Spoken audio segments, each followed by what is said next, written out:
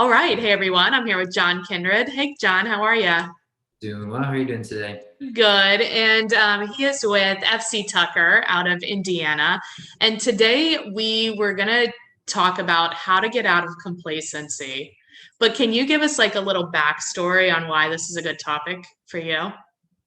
Sure. So to me, um, when I got into real estate, I'm always looking at how to improve and to do well in the business. And I Yeah. think a lot of times it's easy just to kind of coast once you kind of get something you like. So Mhm. from the very beginning in the business, I was always trying to figure out ways to keep improving, making myself better. So it's been kind of a common thread throughout my whole career so far is always be changing and improving to get better and better. So it's kind of pretty personal for me there. Yeah, I think too, like sometimes better is confused with bigger, but it's Mm, not really that, right? Like it can also just be like more efficient. Like you, absolutely. yeah. And so like for me, it was like in the beginning of my career, I wanted to always say like upgrade every year, like look at your surroundings and like upgrade it, like whatever needs to be upgraded. But then there was one year I was like, and I always thought that meant like do more or Hmm. whatever. And then just one year I was like, no, no, no. I'm going to do less time. I'm going to do like the same amount, but do it in less time, which is more free time, and Absolutely. have fun and play. Absolutely. Well, talk to us about, okay, so if we feel like maybe like how do we recognize complacency? And then we'll talk about how to get out of it. So to me, you have to know yourself first. I think that's like the Yeah. most important thing. So if you just let yourself be, you're going to default to whatever your standard is. So like with Right. me, my default is actually to be more of a workaholic. Hmm. So if I'm not constantly striving to be balanced in that, I become a workaholic. Yeah. And then my priorities get out of line. Spending time with my wife gets less and less because I'm working more and more. So to me, it's a constant battle. To me, it's something that I've never solved, and I'm okay with that because if I Hmm. feel like I've solved it, then I'm not working to improve it. So Right. I'm always trying to make it better. So I feel like if I'm not focused and struggling to improve, I've Hmm. become complacent because I don't see the struggle anymore. That makes sense. It's kind That of a does make sense. Yeah. yeah, So like if you're not, yeah, I guess so then the biggest recognizer of complacency is there's no struggle. yeah. I think so. I You're think kind of so too, coasting. actually. Yeah. All right. So how do we, okay, so we're there. We're stuck. Where there's no struggle. What do we do? So I make it a constant thing to always try to be improving. It's like one of like the mantras like my pastor at church has is like always improving. And it's not just like we're talking about real estate, obviously, but Right. I mean I'm focused on having a balanced life, both personally, spiritually, physically, with my relation with my wife. Everything has to be balanced. So Hmm. I have to be working in all those areas to improve them. So if I'm doing something from work, it needs to be more education, how to make practices better, how to work with other agents better. Like everything's improving there. Same thing spiritually, physically. I mean, it's if I'm not working out or doing something, I'm going backwards, not forward. So it's Right. it's a constant. I mean, it's like that analogy of swimming in a river. If you stop swimming, you're going the You're wrong gonna, direction. yeah. So I'm constantly pushing forward with it. Yeah. You might go under. Yeah, exactly. How many things can you work on improving at once? One. Yeah. Okay. So I'm not very good at being a multitasker, which is Hmm. not a great trait as a realtor, but it's the truth. So I work on one thing.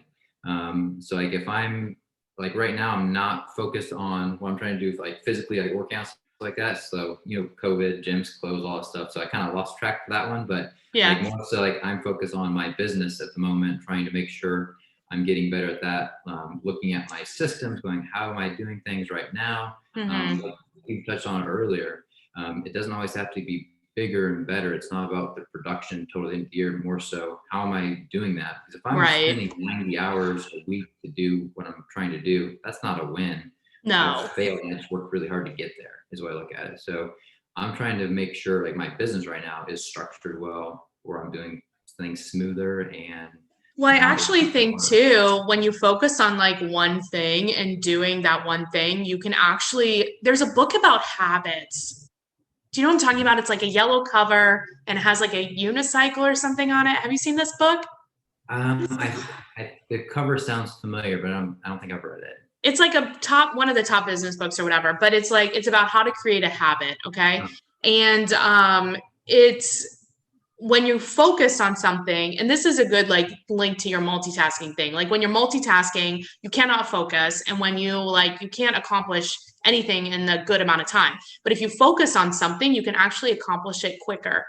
So then absolutely. if you there was this like old story about like, if you tried to focus on like, and do like 4 different goals at the same time throughout the year, you never like accomplished any of them, or Mhm. maybe you accomplished one. But if you focused on one and like mastered that and created a habit, and then you focused on another, you would actually be able to accomplish 3 times as Wow. many or more because you don't have the distraction of the Yeah, others. absolutely. That reminds me, I did a new thing, started it probably a year or so ago, where again, trying to work on my habits and how I'm doing things. And it would be like I get home at the end of the day, trying to spend time with my wife, my phone's still ringing, and like I've got 1,000 tasks going at once. It's like this isn't working. So No. I started a new board at the office. I've got a blank board on the wall, and I literally Mm-hmm. set a timer for 7 minutes. I kind of call it just I dump on the board for 7 minutes with every single Oh, task. great idea. So literally, I'll have like 30 things written there. Like, all right, that inspection response is due, and just write them all down. And then next morning, I'll come in and put a number beside them. And literally, number one gets done, Yep. crossed off the board. Number two gets done.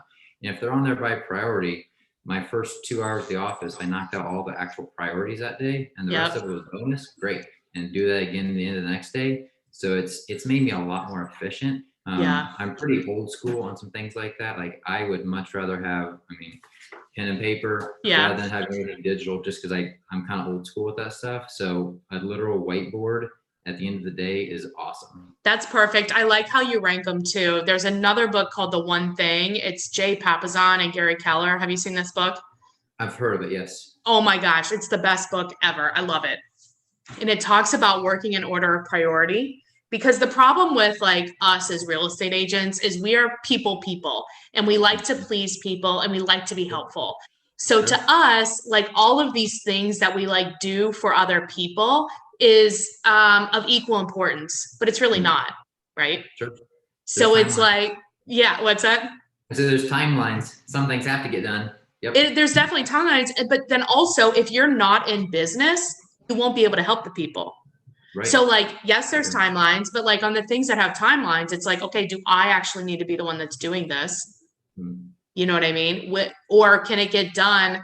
Like your top priority as a real estate agent is to generate leads. If you have no leads, you have no business, there's no people to help. Sure. So like if Sure. you keep helping the people, but you don't keep generating business, you're out of business. Correct. Yep. Yeah. So I like it. Working and getting out of complacency. Actually, I think it is like deciding to work in the order of priority. And that will actually probably, it seems like that would pull you out of complacency. It does, and it allows you to actually accomplish something and feel that win. Because Yes. if I sit in my office and let's say I don't even look up at that board, I just try to complete the tasks. Well, my phone's ringing, I'm getting a text, a new email's coming in, and you're bouncing all over the place. You're Yeah. not accomplishing anything. No. You're so focused. But to take that board, literally turn your phone upside down and go, all right, that has to get done. I'm going to send that extension or whatever it might be. It's off the list. We're good. Yeah, we're done. Knock them Yeah. out. And you gain then you kind of build momentum. momentum too. Yeah. 100%. 100%. I like it. That's awesome. That's some really good advice. I appreciate you being on. And it seems like we are definitely like encouraging people to take a look around and say, am I working in order of priority? What do I need to upgrade here? And then label those priorities and say, what is my most important thing? And do that first. If people do have questions about complacency or they have a referral in Indiana for you, what is the best way to get a hold of you? I'd say give me a text. So phone number 765-465-9409. That way I can order it in the keep it in order and get to it when it's important, right? Exactly. So better put on there what you want. You're gonna text it. Exactly. Yep. Well, John, I really appreciate you being on. Thanks so much. Sure. Appreciate you having me. Have a good one.